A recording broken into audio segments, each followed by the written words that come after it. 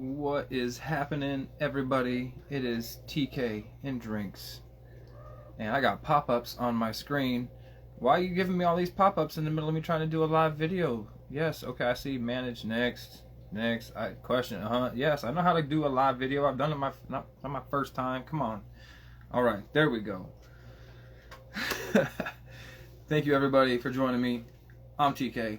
This is TK and Drinks. We're getting ready to do another What's the Story interview with the cats there from Moondog, Meadery, and Bottle Shop in Durham, North Carolina. My man Kenneth and my man Derek out there running that show. I think just my man Kenneth, though, is going to be able to join us today. So he should be here anytime.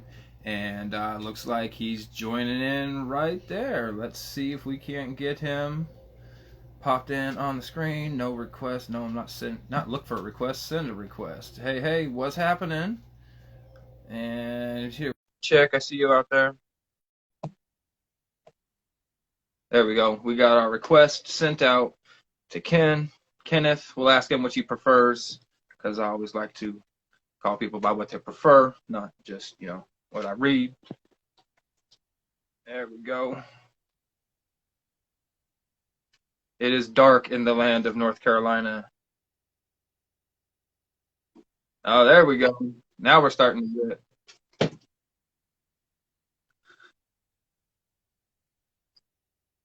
Oh, connectivity. There we go.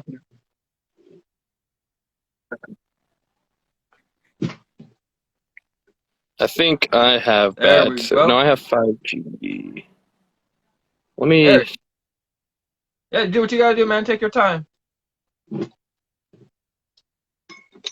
It might be a second, folks. I appreciate y'all bearing through this with us. While he's getting logged in here, I am gonna go ahead and let you know what I'm working with tonight. That's gonna be a bottle of Haymaker Meaderies. Cake, and more cake. It's right up TK's alley, man. That is nothing but absolute decadence as far as I'm concerned. So, looks like our man had to bounce out. I'm sure he'll be back momentarily, get his 5G situations straightened out. So I'm going to be working with this, like I said, Haymaker's Meadery, now currently known as Upper Reach Meadery, before the flood and everything from one of the hurricanes I cannot remember. I want to knee-jerk and say Ida, but that's unfortunate thing is that there's been so many that I can't quite pinpoint which one it was. So, yeah, no, man. Try restarting. Here we go. Sending request to Moondog. Here we go. Backing out. There we go. So, this cake, and more cake, while we're getting him logged in and signed in here, is says straight up chocolate cake. You won't be surprised or disappointed when you take a sip. This is a sweet mead, rich chocolate flavor with hints of vanilla and cinnamon. And was that a tiny bit of warmth at the end, you say? So they got some ghost peppers, it looks like they put in there. So it's a 12%er, and I'm definitely looking forward to this one.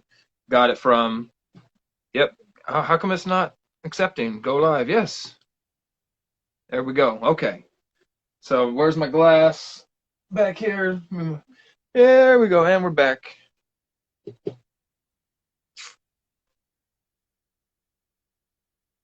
See, now it's not adding you again. View the request. Send request. Invite sent. Unable to join video. Oh, we had this happen the other day as well. That's not good.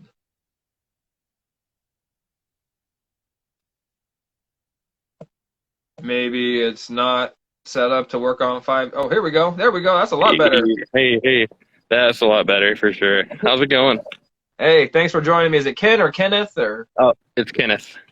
Kenneth, yes. Thank you for joining me, Kenneth. Doing well. How are you doing tonight?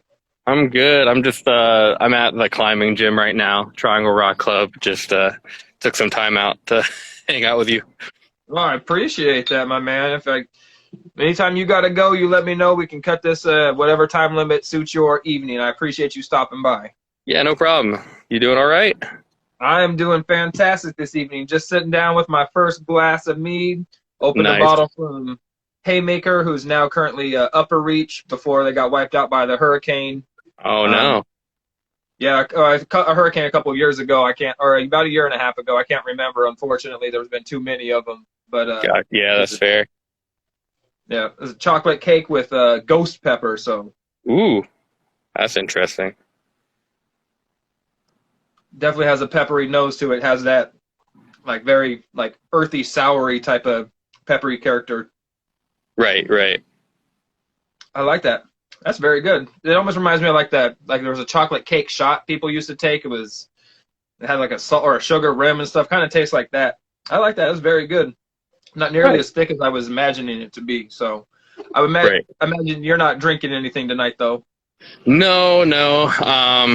Yesterday I was working for my full time, and then today I like had the day off, fortunately. But tomorrow I fly to Boston to work up there for them as well. And then I'll be at the Meadery on the weekend. Got you. That's So you got a busy schedule flying back and forth between Boston and North Carolina. Right, yeah. Yeah, my full-time job has me flying out every week to different spots in the country. I work as a tower technician, so I'm on the cell phone towers every week. Yeah. The guy climbing the tower. Yeah, yeah. Man, you got cojones of steel, brother. I couldn't. I get queasy on thick carpet. Talk about climbing towers. Get out of here. Yeah, I mean, like, I used to be afraid of heights pretty strongly when I was younger, and then I got into rock climbing, and then I found the flyer for it here, so started working that after I kind of got over heights, once you're up there all the time. Yeah, I'm sure it's something you definitely get used to. That's cool. So you said you're at the Triangle Rock Club? Yeah, yeah, yeah. So I'm in Raleigh, Durham, Chapel Hill area. That's called the Triangle in North Carolina. So they're called Okay. Triangle Rock Club. Yeah, Gotcha. yeah. And that kind of played a part in your starting the meadery, didn't it? Yeah, actually. So what ended up happening was when I first got into rock climbing, I was looking for some friends to like with the same hobby to try and like hang out with them. I went up to a meetup actually and met my buddy Derek, who's also the owner of Moondog Meadery. We became really fast friends. And then like when I came back from Japan, we started hanging out again. And he was fine. He was running low on his original batches of mead he had been brewing, so we started brewing some together, and we kept brewing more and more. And he was like, "Hey, why don't we go into business together?" So it's kind of crazy. Yeah. Yeah, especially starting to do in the middle of a pandemic. Was there a main catalyst, or was it just the sheer randomness of it? Let's go for this gung ho-ness. So when COVID hit, right? Like my wife had just flown over from Japan in February, and like we had to get married pretty fast because we were on the visa, and like we lost our jobs. Like we got furloughed. We didn't lose our jobs. We got furloughed, and we got them back after like the government shut everything down. Right. But during that time, Derek and I started talking about opening up the meadery, and then we actually like after doing a couple batches, seriously, we're like, yeah, let's do this. So if it wasn't for COVID, we probably would not have opened. But at the same time, like it did make it more difficult to start in some aspects, but also a lot easier in some aspects as well, because we had the time to be able to put into it. But it was also like getting in contact with government workers and stuff at the time, trying to get it all started was extremely difficult because everything was so short staffed. Sure. But once we were able to get in contact with the right people and send out the paperwork, it went by really fast because no one was applying for anything. Everything was shut down. So it was easier in some aspects, a lot harder in some others. We found a place last July that we started renting, and we got open in December. There was a lot of work we had to do to get it open on the inside, but we finally got there. Right on. And the unique thing about Moondog, that one of the things that drew me in anyway, and certainly was one of the key features I wanted to talk about, is the fact you guys are a bottle shop as well. I mean, we Yeah. all know bottle shops, but you guys are a meadery and bottle shop. Yeah, so like the main idea behind that was we knew that going into it, there's different licensing here in North Carolina for different types of selling alcohol. So there's the resale license, which is like buying wholesale and selling it to customers, which would be what the bottle shop is. And then there's brew on site, which would be what the meadery is. And from everything everybody we talked to, they said it would take about 30 days maximum to get the resale license and a year to get the brewing license. Because you have to do a whole bunch more to make sure you're allowed to brew on site. Sure. So we were like, well, what's a good way for us to make money in the meantime to like cover bills and costs? Because so we were really thinking like, and what's a good way to support the local businesses and economy, but to buy like local brews and resell those brews to people, especially since there used to be a bottle shop where we were, around where we were, not the same exact space, but they left. So the community was missing a bottle shop, and we're like, that's a great idea. Let's do both. That way we can sell our product as well as other people's products and have just a wide variety and selection for people to actually, have something to drink on site. Right. That's freaking rad. I'm not sure if any other, I mean, I certainly don't know the regulations for every state, but I don't know if you could even do something like that, quite like that here in Arizona and sell other people's stuff. But regardless, that's freaking amazing. I think it's such a unique, forward way of thinking. Supporting local community and getting to work with alcohol and stuff while still getting to produce mead and everything. I think it's freaking kick-ass. Yeah, it was a great idea. I'm so happy we were able to actually go through with it. And then you guys have a pretty decent-sized tasting room at that location as well, it looks like, from the pictures I've seen. Yeah, we just opened up the mead bar aspect of it. The space itself, so it's a basement location, and almost everybody that walks down the stairs is like, whoa, this is way bigger than we expected. And because it's like almost a 3,400 square foot space, and it gives us enough room for the bottle shop, the brewing, and people hanging out and doing events and stuff like that, which is amazing. But it took us a while to get it set up, and because we had to brew first to get our first batch of mead ready. But now we have in the back a mead bar with our mead on tap. So as more flavors come out and more seasonal varieties come out, we'll have all that on tap as well. And that'll allow people to have a glass without having to buy the whole bottle in our store. Yeah. That's freaking cool too. Here in Arizona, people can buy the full bottle and have a pop it and then just send them to go with an open bottle of mead and something. I thought that was a little bit crazy, but hey. Yeah, we actually can't do that. We have to, you cannot have an open container in North Carolina. Otherwise you can get pulled by the cops. So that's the most. Oh yeah, that's still the thing here in Arizona too. They just do it anyway. It was the governor passed it because of the COVID. It was a thing. Right. Yeah, Arizona's still the Wild West in many aspects. Yeah, I mean, hey, as long as you don't get caught with it open, you can recork it. That's if That's why they make swing top bottles. Huh? That's why they make swing top bottles. True. Yeah. True. But yeah, we're really excited. We finally got our first batch out, mead bar set up. The next big project is getting the outdoor patio ready. That way we have somewhere for people that are more COVID wary. That way they can spread out and drink outside and not worry too much about being in an enclosed space. That's our next big project. And people that just want to be outside.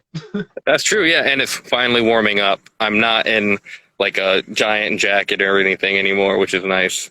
Right. And you guys could even do live music out there. I know you guys, that was one of the other things I want to talk about. You got the variety of entertainment options that you guys rotate through there is probably one of the largest I've seen. You guys had a pet adoption. You guys do all sorts of trivia nights. You do Magic the Gathering nights. You do board game nights. You did a rock and rolls night where there was rock climbing and board games. You got movie and game nights, comedy nights. I mean, the list goes on and on. Yeah. So one of the biggest things we're trying to do is be a spot for the local community. And we want to make sure Derek and I were pretty heavy nerds. We enjoy board games and we enjoy video games and we love trivia and stuff like that. Well, Derek doesn't like trivia as much, but I like trivia. And the goal, I think the main goal is on weekdays, try to get the more nerdy like game stuff going on, because like that can be a more chill night, have people come out and just play and talk and hang out, and we'll play some games with them. So like Magic the Gathering, we have some Dungeons and Dragons stuff coming up soon. And then like the weekends will be more like bigger events such as like live music, or like the comedy nights or open mic night and stuff like that. Those are the like, when people can come out, for sure we want people to be able to come out and have a good time as well. So that's kind of what we're doing with events. Like I have ADHD, so like I like to change up everything all the time, and like having a routine is nice, but also having the ability to bring in like different types of events, or like whatever we can think up, is kind of where I'm at. I really want to like do something different with events. And I agree wholeheartedly. That was, again, one of the things that drew me to that, is the sheer variety that you guys had decided to go with. There's a lot of places out there that have been in business longer than you, because you guys have been in business for less than a year, less than 6 months at this point, and you've already. We will hit 3 months, I think, on the 26th. And you guys already have a wider variety of entertainment provided, like, than most of these cats, or a lot of these cats have in, years of service. Just the sheer, again, variety of things. That's, yeah. You mentioned wanting to support your community. You seem to be doing that very well. Do you guys offer like consignment to local artists or craft makers or anything like that? So when we were fixing the place up to start opening up, we hired some local artists to do some murals on the walls for us. Those are the 4 that you'll see on the wall when you walk in, and they're great. We sent a call out for local artists, and then they kind of like talked about it, and then we ended up with 4 that really wanted to do it, and they came out and did their art for us. And pretty much we do want to host art galleries at some point. We are in talks with a guy named Sean. I believe his Instagram is like Bad Cat Studios, and he does a lot of local art stuff here. And we're doing we did an arts and craft night already. We're going to be doing another one on April 8th, where people can come out and just like drink and draw whatever they want we'll have paper set up, and they can bring their projects or do their own thing or make whatever they want. And so we do want to support the local art community, and there is a local art festival that happens every month or so that we will be joining once I'm able to quit my full time and work at the Meadery full time and go out and do events like that, just like beer festivals and stuff like that as well. And we do we're in talks with some people about getting an art gallery in there, or like hosting local artists so that they can set up and sell or do like an art event. That's freaking awesome. Again, the whole thing, and you're reaching out to the community and from the get-go. I mean, it's not something like, okay, we'll establish ourselves and then we'll start bringing them in. It's like square one. It's almost in like your core of company values to be a cornerstone in your community, like a pub in London or something like that. Right. And I love the idea of being a pub. That would be great. Like, I just like having your local regulars come in, talking with them, getting to know them. That's what honestly, that's one of the things I like the most, is when customers come back and we talk and get to know each other. Just like Sean, Jacob, and a bunch of other people that have come through, like great people. Yeah, that smile on your face when I said pub, you just lit up like a Christmas tree, man. That's true passion right there, dude. I feel for you. That's freaking cool. So one of the other things that you talked about is you guys just had your first bottle release, right? A couple weeks ago? Yeah, I think it was March 5th. It was March 5th, yeah. And what flavor was that? That was our traditional dry mead. Okay. The first thing, it's just traditional mead. It was, we started, because again, with the licensing, they said 30 days to a year, 30 for resale, a year for brewing. But like I was saying, the government got back to us so fast, we actually got both of those back on the same day. And we were approved to brew and resell on the same day. So we were like, well, we don't have all of our brewing equipment yet, so let's go ahead and use our home brewing equipment, the 100-liter tank we had, and to just go ahead and start our first batch so we can get our mead out as soon as possible. And then we ordered some bigger, like intermediate kind of level brewing equipment. We're using a 500 liter now. And Nice. then once we have on back order our stainless steel setup so that we can produce 500 liters every 3 weeks. But right now we're producing about like, but yeah, after that, we'll be able to produce 500 liters every 3 weeks. That's nice, man. You guys are gonna be kicking out some flavors. So what's the future flavor profiles we can be expect to see from Moondog?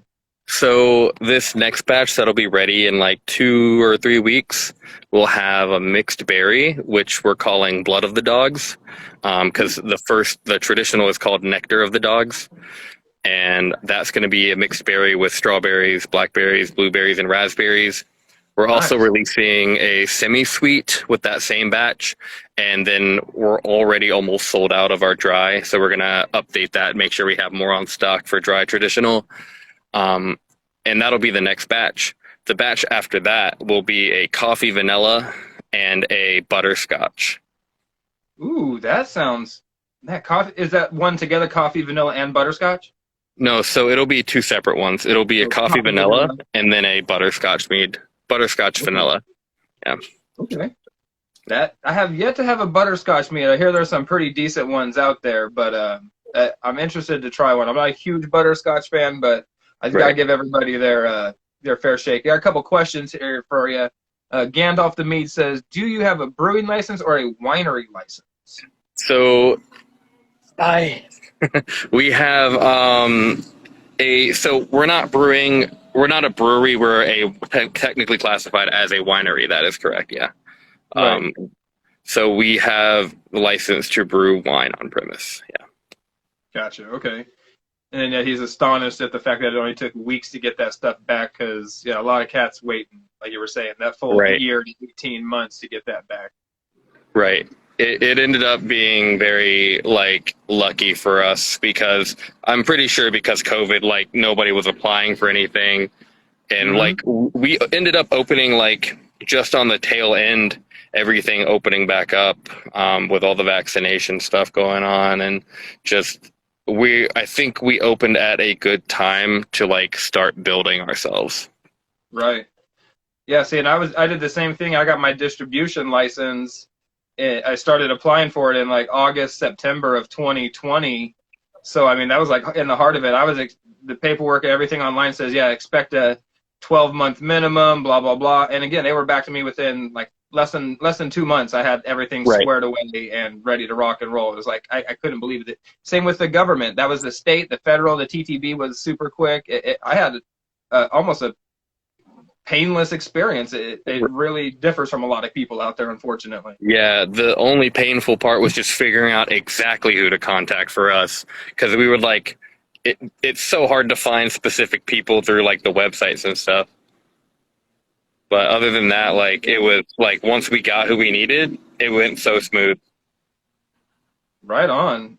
Do you guys host home brewer nights or anything like that? I'm not sure what you can legally have if people can actually bring in and do bottle shares. I know some cats do, but is that something you guys could do? I don't actually know the legality on that. We've had people come in and share they can't sell it 100%. That's the thing they can't do. But I know one guy came in and shared some of his home brew with us, and that I didn't it didn't seem like a big deal. I don't think I think as long as you're not selling it, it's fine. But distributing it as an event, I don't know about that. Gotcha. I just don't know the legality there. That makes sense. Looks like Oh So Rebellious has a question here. It says, you seem like you support local as much as possible. Are your meads made with locally sourced ingredients too? Yes. So when we first opened, we were, that's the first thing we were kind of wanting to do, is find a local source that was in our price range or similar to our price range that we had been using. We had been using Dutch Gold, a wholesaler that serves the East Coast.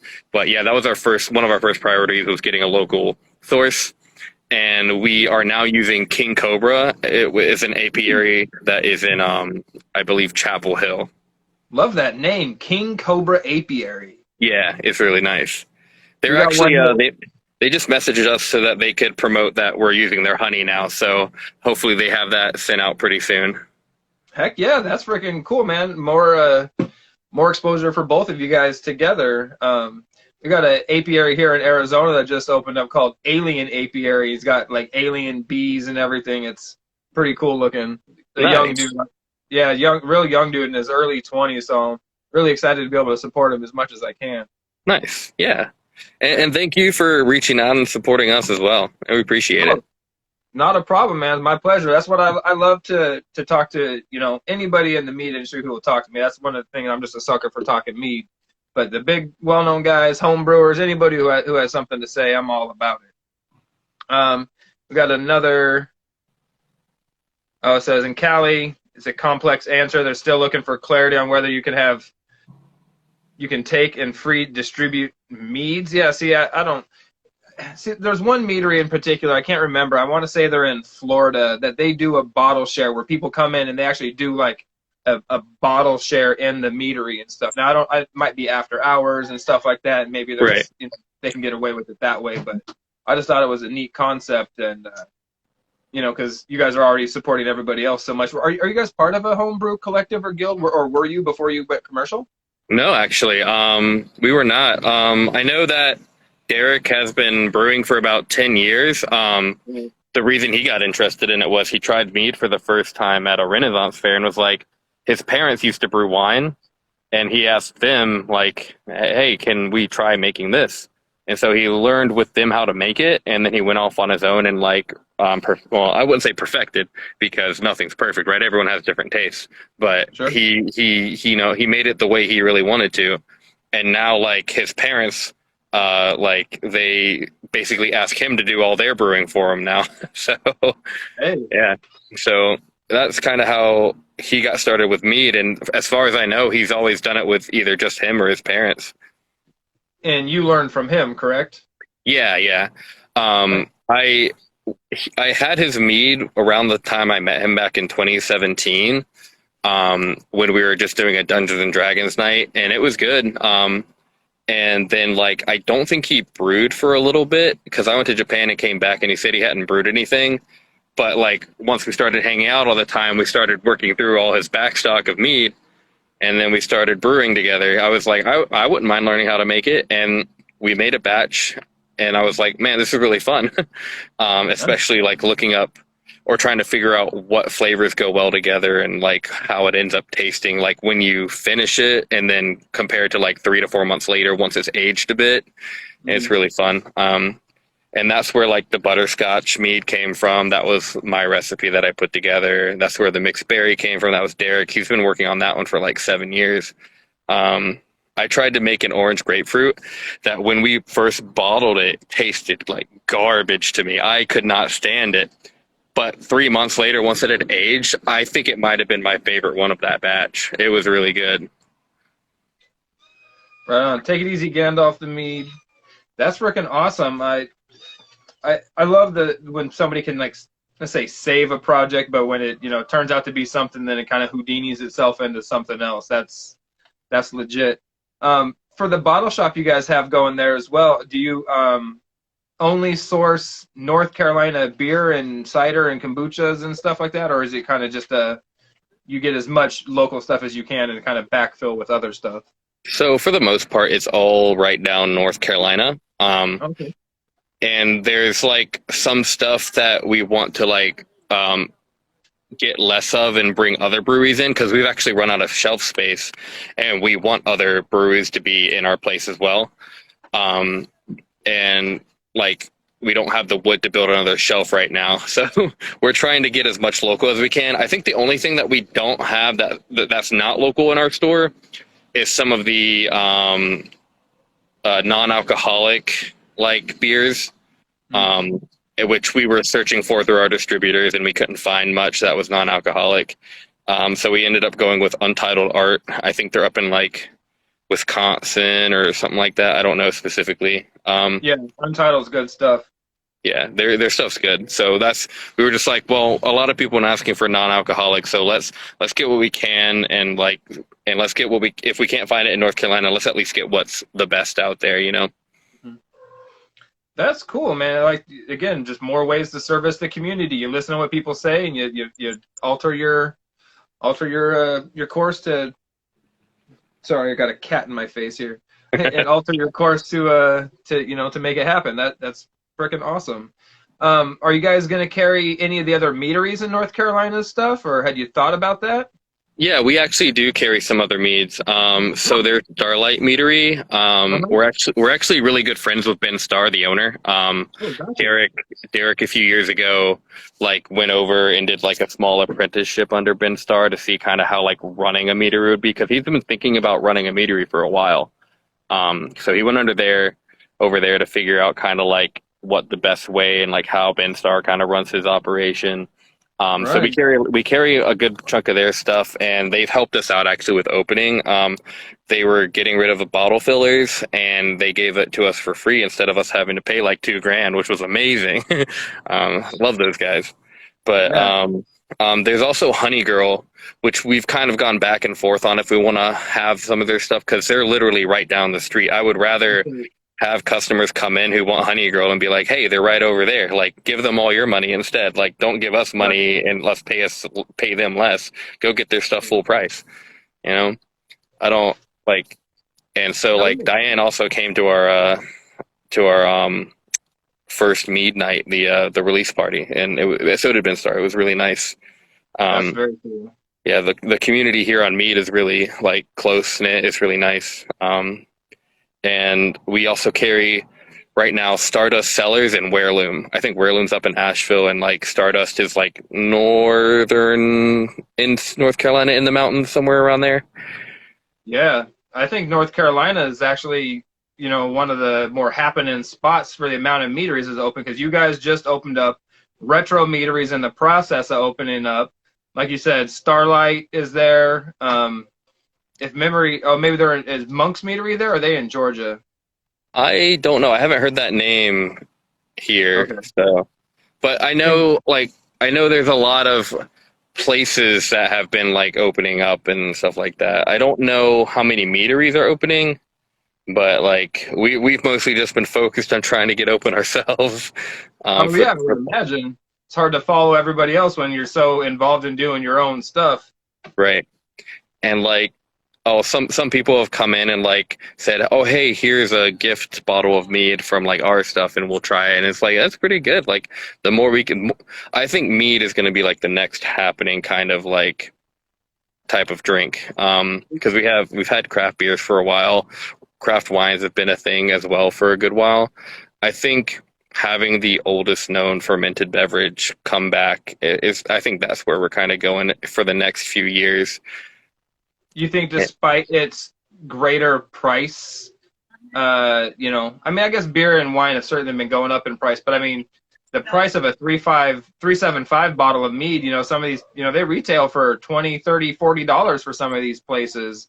And Right. that's barely over 12. That's a 13-ounce pour for 30, $40. Now, a lot of people have a hard time swallowing that. While I agree with your sentiment of that it's going to be popular, I'm not sure if it'll get quite nearly as popular as we want it Yeah. to. I don't think it'll get as popular as like craft beer. No, no chance. But I do believe that like it's we're I at mean, the cusp of the start. We're at the start of it. Like, I think getting bigger for the near future.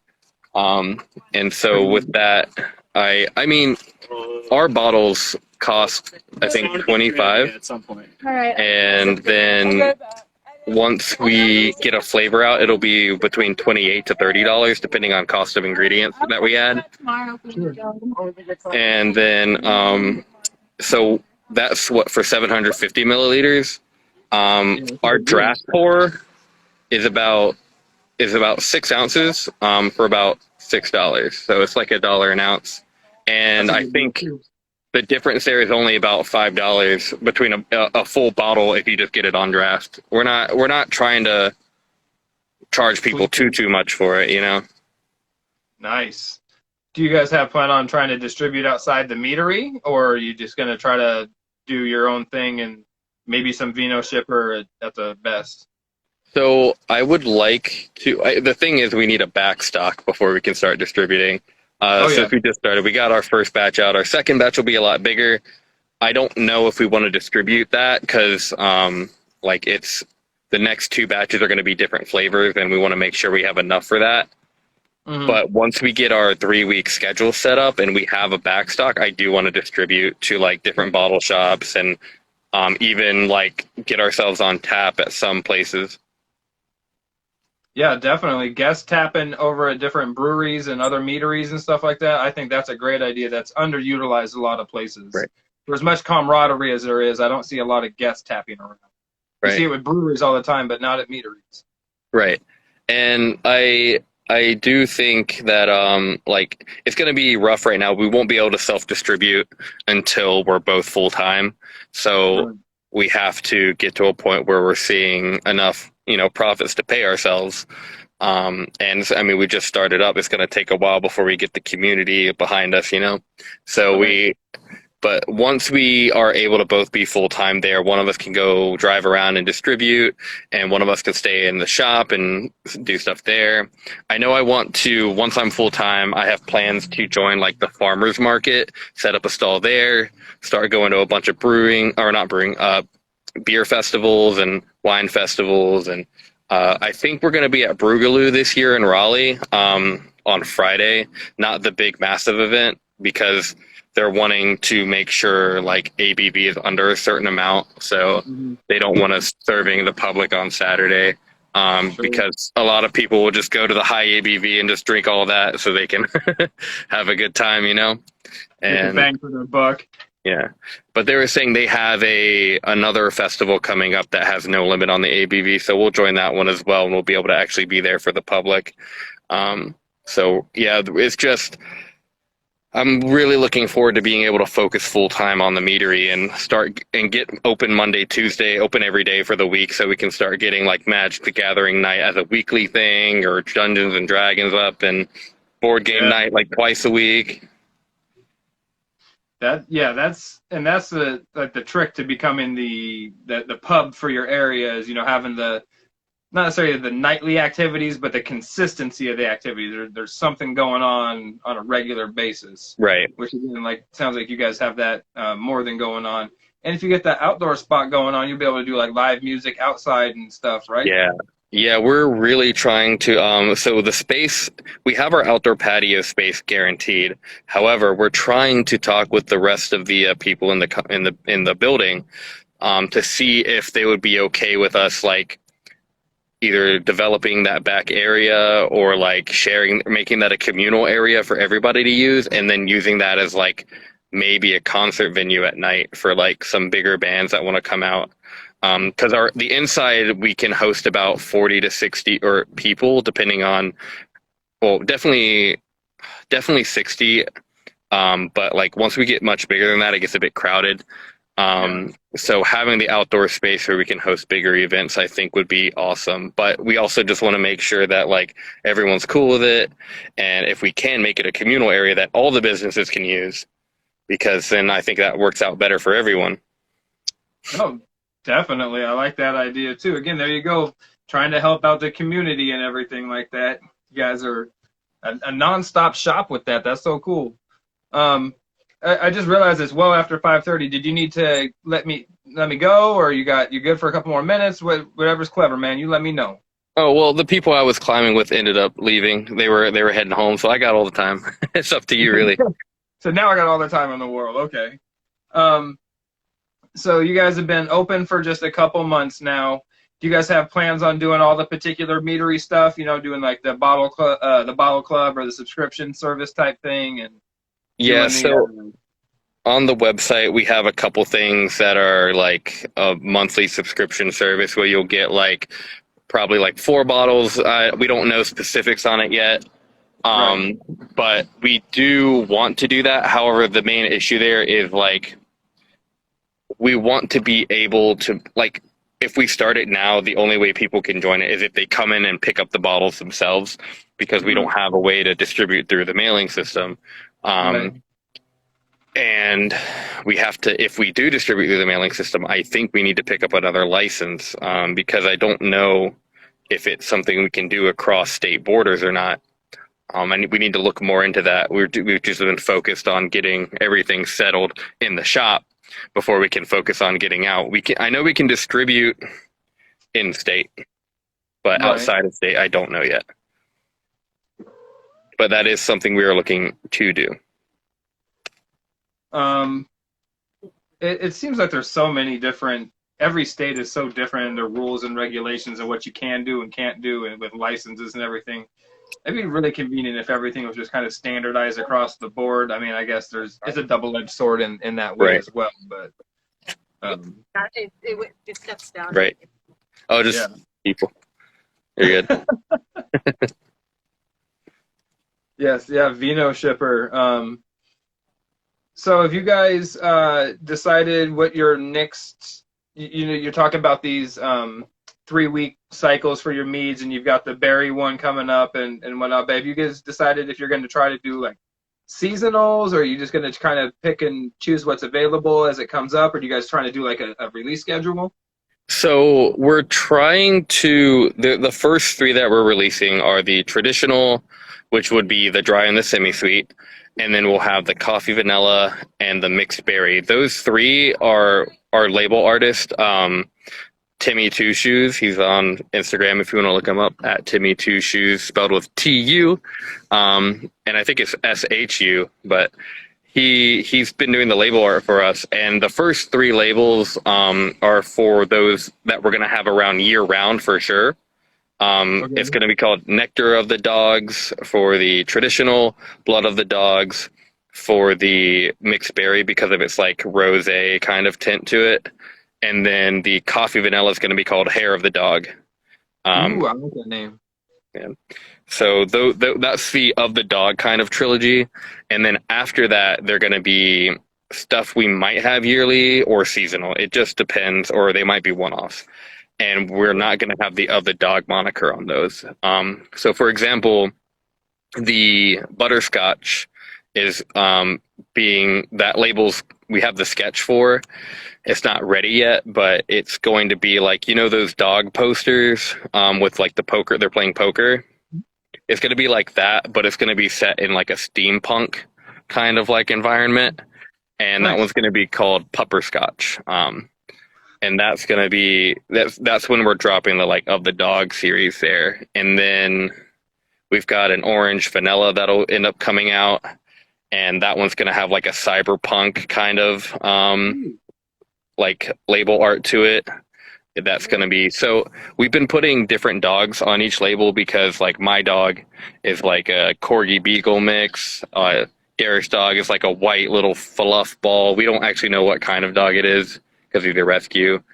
And then like we put Anubis on Blood of the Dogs with the like Egyptian mythology.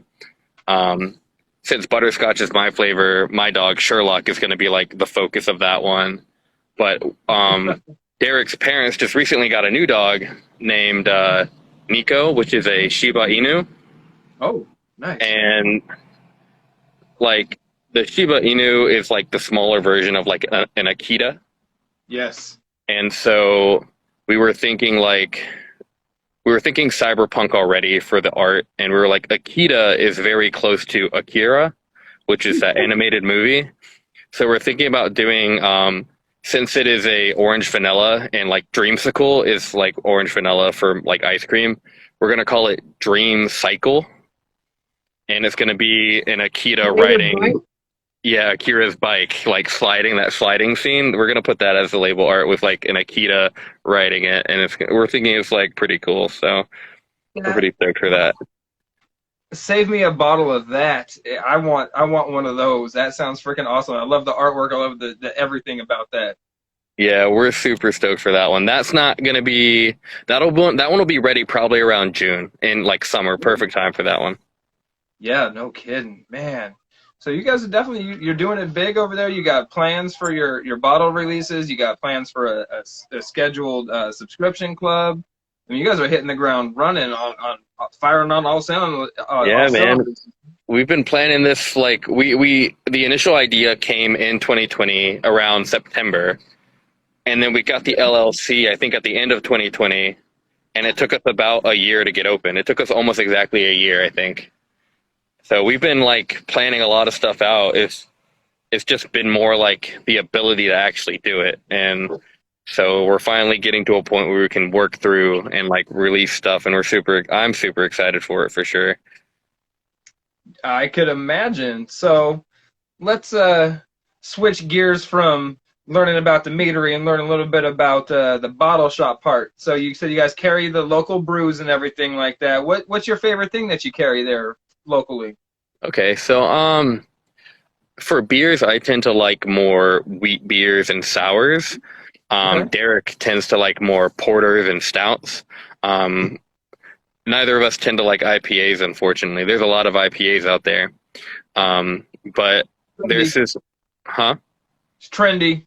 Yeah, there's been one IPA that I've like been pretty good with. There's this like mango IPA that's made by Clouds Brewing, and I've liked pretty much everything Clouds has put out so far. I love their sour. It's called Mean Girl, and they had like a blackberry one, and then they had a blueberry pomegranate one. Those are both really good.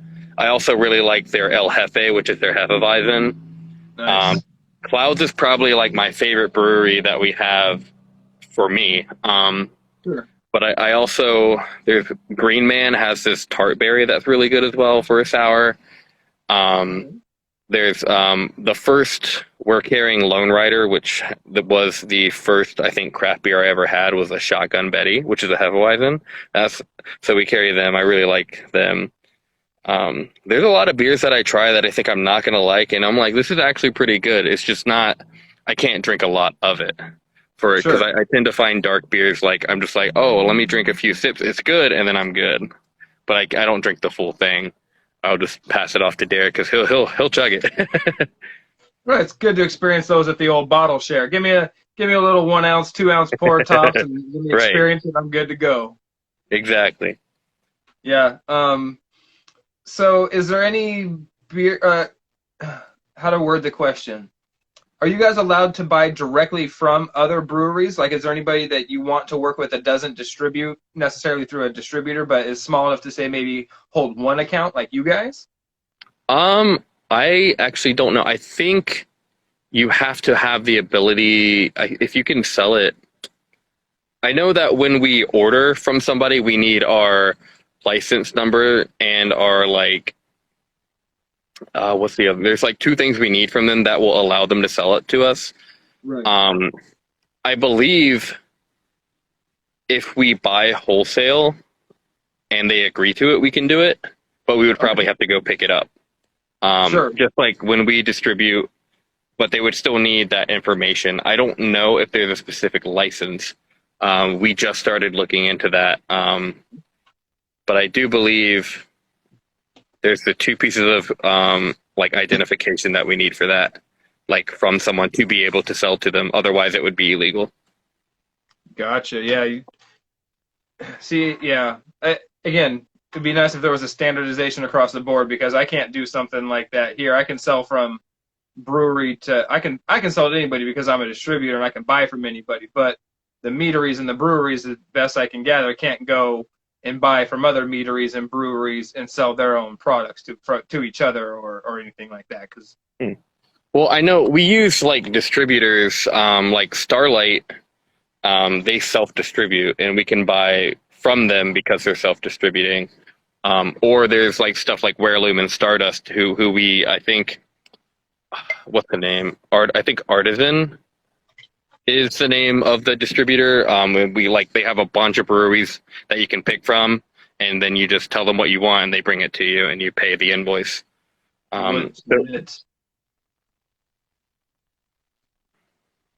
have you guys had Prairie Artisan Ales before? I have not. No. What kind is that one? If they're out of Oklahoma, this is called their Double Vanilla Noir. Ooh. One of those ones you're probably not the biggest fan of, but There's a I've been seeing there's like an orange cheesecake flavor out there that I kind of want to try. I don't know which one it was. But yeah, there's like there's this, I'm in the Raleigh craft beer Facebook group, and they post a lot of stuff. I'm like, man, I would love to try that. Like, they look really cool. Do you guys get any stuff up from Florida, like tripping animals or No, uh, we don't have anything outside of North Carolina, I don't think, other than the oh, wow. non-alcoholics. Oh, I mean, I'm sorry, not you guys specifically, but like, can you get like that stuff in North Carolina? I don't know.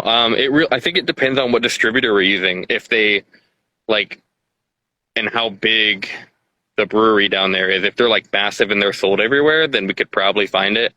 Mm. Because I know our distributors have a bunch of stuff from other states, but we were focused on North Carolina. I don't know. And we can always look up whenever someone comes and asks us. Like we've been getting this coffee affogato from Sycamore, and like people have been loving that beer. And like we've had someone literally ask us if we could order a case for them, and so we did. Right, we ordered them a case and they bought it, and it was like that was great. Like we will, if someone comes up and is like, I really want this beer, and if we can find it and they agree to purchase it, we will bring it in for them. Again, back to that customer service thing, back to supporting your community. Everything you guys, like I said, it is one of your guys' core values. If it isn't, it should be. Everything you guys do is to service your customer. Man, that's so freaking radical. Right. Well, I appreciate it. Um, what's your favorite thing that you've got to experience since opening the meadery there? What any like experiences with customers or with a member of the somebody in another business or something that you're just like, man, I wouldn't have got to experience this if I wasn't in this meadery position. Well, I guess mostly for me, it's just being like, since COVID happened and since like I don't I'm comfortable just staying at home and like playing games or watching a TV show or like I don't I spend money on things that I can do at home. Mm-hmm. So like and I enjoy being out, but like if I'm so comfortable at home that I'm like, if I go outside I'll be less comfortable, you know? But if I going in there and like meeting new people and like hearing their stories and like what they love. Like the other day, my wife was hosting a Japanese English language exchange, and one of her students came in and like she's like an opera singer, and I was like, that's crazy. Like, and she tried to explain a little bit about like singing like technique and stuff. So it's like you get all these different perspectives and like people are very interesting, you know, like it getting past that initial like talk of like meeting someone when you're talking about beer or meat or something, everyone's already interested, so you can kind of like skip that like icebreaker, and it just makes it so much easier to get to know that person and like what interests them and like what they enjoy and what's like what they've specialized in and what's interesting about them, you know. So that's what I like the most is like coming off of COVID, not seeing anybody but basically Derek and my family, like getting to see people again and like having an easy end to getting to know them. Like you said, the ice is already broken, and I think a lot of people are antsy to get back to the quote unquote normal or whatever whatever that's going to look like now, and you're there to provide them some sort of return to stability, and that again, like I said, everything you guys do that I see from my point of view is supporting the community the best you can. And we should all be so lucky to have A, somebody like you in our community, B, somebody like you as a friend to support, and C, we're all lucky to have you in the greater Mead community because you set a higher bar for everybody else to achieve. So thank you for doing that. Yeah. That's kick I mean, ass. thank everyone else for like supporting us. Really, like that's Oh, sure. like I feel like as long as we're offering a good enough service to people, they will come, right? Like that's and we get support from them, and that's like my friends have been coming out and like buying beers and having chatting with me and stuff and like being really supportive. It's always really good to see them. I mean, that's one of the big reasons why I'm excited about this is like I want to like once we have the chance like hire our friends and stuff to come in and just I want like the space to be just a close knit group, you know, because we are running this actually as a co-op. So once people come in and they are there for a little bit, they like become part owner of the company. and like they are, just as valuable as us. I believe that anyone who's like, we hire them because we need their labor, right? Right. And if you need their labor, I feel like you should be, compensated fairly for that, because hiring that person allows us to add and do so much more. And without them, we wouldn't be able to do that. And I feel like it's important just for everyone to be happy and like be treated and given the financial ability to like thrive.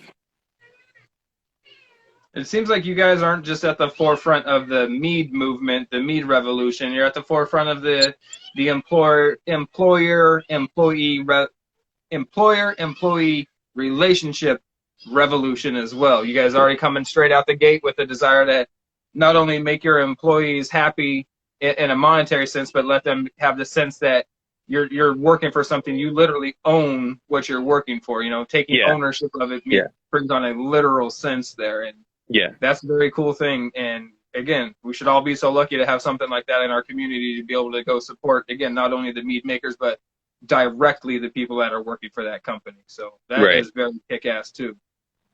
Right. We're super excited, and this it's only been 3 months that we've been open, but we're looking like we've got so much more planned. Like, it's crazy. Like, I feel like we haven't even gotten started.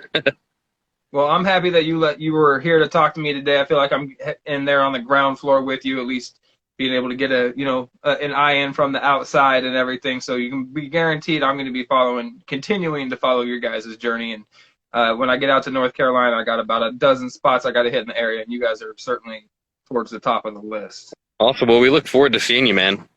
Right on. I got like about 3 more minutes. You got some minutes for some rapid fire questions here real quick?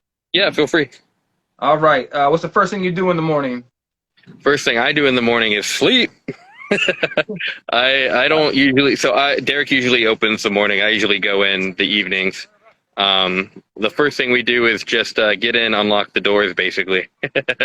But Gotcha. First thing I do in the morning is check my phone, typically, and just like, slowly roll out of bed when I have the opportunity. I'm not a morning person. Hot or cold? Cold. You a blinker user in your car, your turn signal? Yes. I don't own a BMW. Well played, my brother. Pineapple, does it belong on your pizza? I don't put it on my pizza. Cat person or dog person, or both? I like both, but I mean, we're a moondog meadery. We're dog people. I should have figured that would be the case. Toilet paper, over the front, under the back? Over the front. Burgers or pizza? Ooh, probably pizza. Favorite mead style? North Carolina vinegar-based barbecue. That is oddly specific. Favorite mead style? Mead. Oh, I heard meat. And every time I talk to people, they always say meat, and I'm like, no, mead. So it's funny that I got caught by that. Yeah, your favorite mead style? I probably like mellow-mellows. I like fruit infusions a lot. Definitely. How about your favorite beer style? You already mentioned, you said wheat beers and sours. Yeah, wheat beers and sours are the way to go. What was the first beer you drank? You mentioned the one earlier. So, I mean, like, we always had drinking games with, like, Natty Light and stuff, but the first, like, craft beer was definitely Shotgun Betty from Lone Rider. Love that name, by the way, too.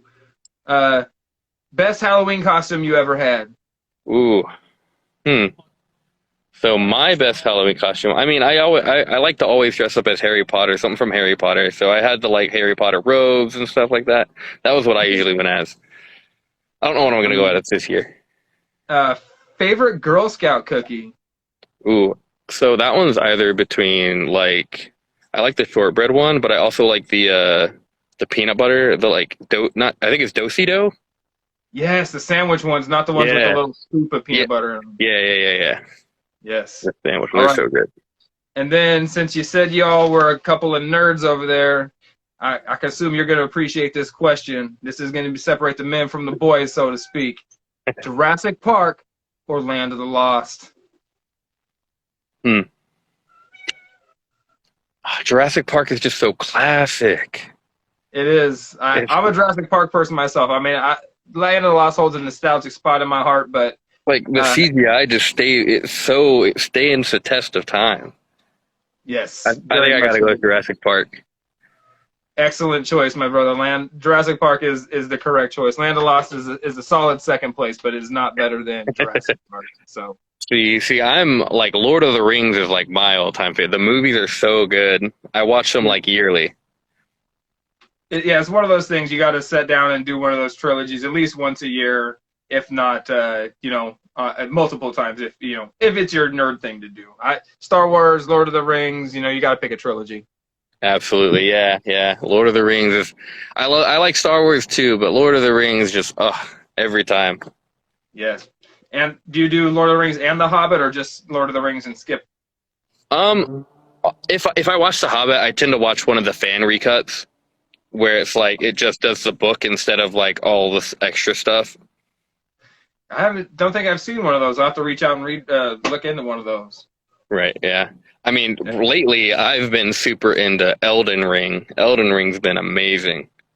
Yeah, I haven't the single giant boss battle hard, ridiculously hard, die forever games are not my personal thing. Like Demon Souls, Dark Souls, I appreciate them. I think they're neat as hell, but my frustration level, I enjoy my controllers not being broken. Let's put it that Right, way. right. You gotta put like pads on them so that when you throw it, it's fine, you know? I had a buddy in right out of high school who was working with carbon fiber, and he molded a carbon fiber PlayStation 2 controller because he threw it so much. I was like, Nice. smart thinking there. Um, Absolutely.